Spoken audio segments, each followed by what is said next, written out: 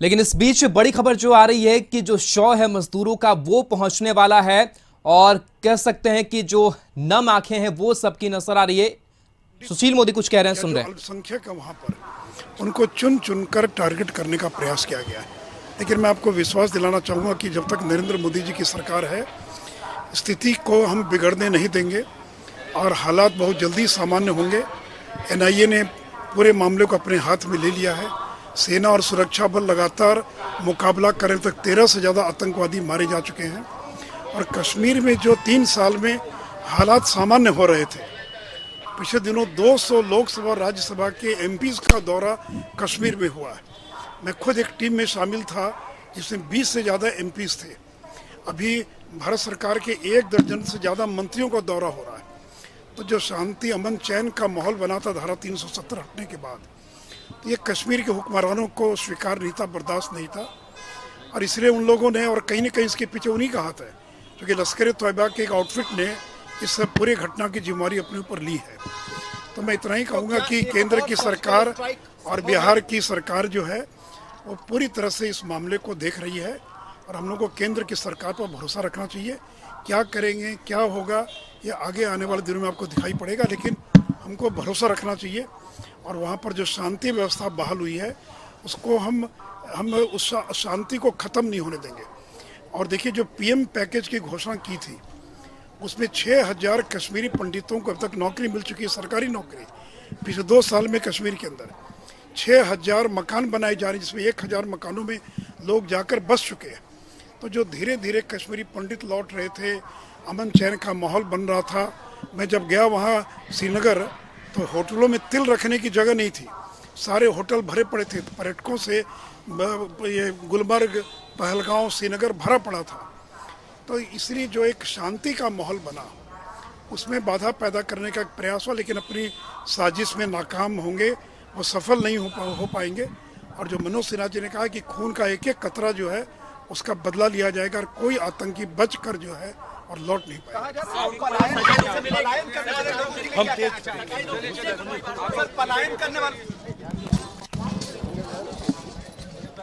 तो ये तस्वीर हम आपको दिखा रहे हैं जहां पर श्रद्धांजलि नेता मंत्रियों ने दी है। सुशील कुमार मोदी कह रहे थे कि किस तरीके से जो भी कुछ कश्मीर में बिहारी मजदूरों के साथ हो रहा है वो काफ़ी दुखद है। साथ ही उन्होंने कहा कि जो एनआईए की टीम है और लगातार जो जवान है वो लगे हुए हैं कि किस तरीके से मुंहतोड़ जो जवाब है वो आतंकियों को दिया जा सके।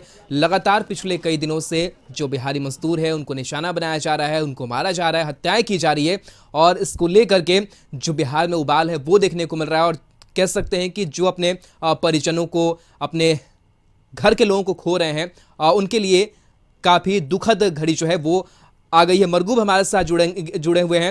मरगूब, जो शव है मजदूरों का वो पहुंचा है पटना और तस्वीरें हम देख पा रहे हैं किस तरीके से जो तमाम नेता है मौजूद है, श्रद्धांजलि दी जा रही है। फिलहाल आप कुछ क्या कुछ देख पा रहे हैं? देखिए, निश्चित तौर पर बस सबसे थोड़ी देर पहले दोनों का पार्थिव शरीर पटना एयरपोर्ट पर पहुंचा और दोनों को श्रद्धांजलि अर्पित की गई। तारकिशोर प्रसाद उप मुख्यमंत्री के साथ साथ कह सकते हैं कि पूर्व उप मुख्यमंत्री सुशील मोदी, श्रम संसाधन विभाग के मंत्री जीवेश मिश्रा मौजूद थे और दोनों का पार्थिव शरीर यहां से अररिया के लिए रवाना कर दिया गया है सुरक्षा के बीच। सुशील मोदी ने कहा कि सभी मामलों की जांच एनआईए ने अपने हाथ में ले लिया है और किसी को बख्शा नहीं जाएगा। और केंद्र सरकार कब क्या करेगी यह अभी कह पाना मुश्किल है, लेकिन कहीं ना कहीं हम बिहार के लोगों को विश्वास दिलाते हैं कि पूरी सरकार, केंद्र और राज्य की सरकार आपके साथ खड़ी है और आपको घबराने की ज़रूरत नहीं है।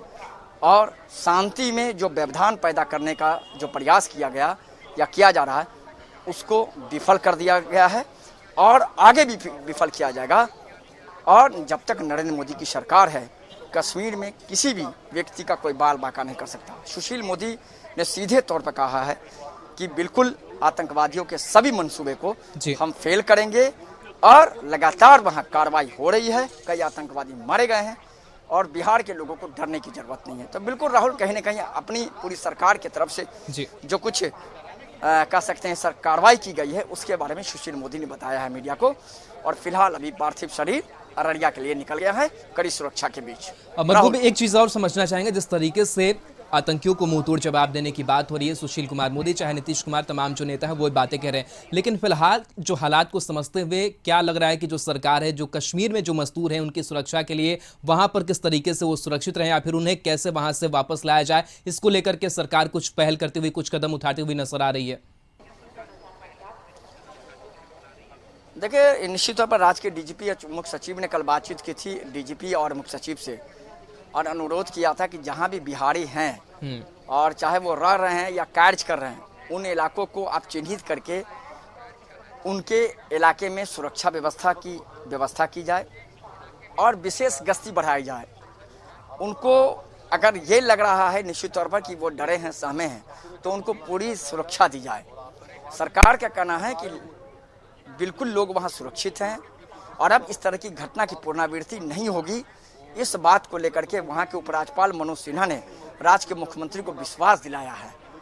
तो बिल्कुल सुरक्षा के इंतजामात के लिए जो अनुरोध किया गया था उस पर जम्मू कश्मीर की सरकार काम कर रही है जी। और फिलहाल राज्य के मुख्यमंत्री ने भी कहा था कि किसी हालत में कार्रवाई होनी चाहिए। तो अब कार्रवाई निश्चित तौर पर एनआईए ने अपने हाथ में लिया है। तब देखना पड़ेगा एनआईए पूरे मामले को किस तरह से हैंडल करती है, कौन कौन से लोग शामिल हैं इसमें, किन किन लोगों के सह पर यह पूरा घटनाक्रम किया गया। बिल्कुल कह सकते हैं कहीं ना कहीं इस पूरे मामले में एक मैसेज देने की कोशिश है कि बिहारियों को डरने की जरूरत नहीं है, आप काम करें और डरने की जरूरत नहीं है। पूरी बिल्कुल कहीं ना कहीं यही आश्वासन की कहीं ना कहीं जरूरत है, यही एक पहल की जो जरूरत है वो अब नजर आ रही है, क्योंकि जो वहां पर लोग बसे हुए हैं वो खुद को सुरक्षित महसूस करें, उन्हें लगे कि नहीं बिहार सरकार या फिर केंद्र सरकार जो है हमारे साथ है। फिलहाल तमाम जानकारी के लिए और तस्वीरों के लिए बहुत बहुत शुक्रिया आपका मरगूब।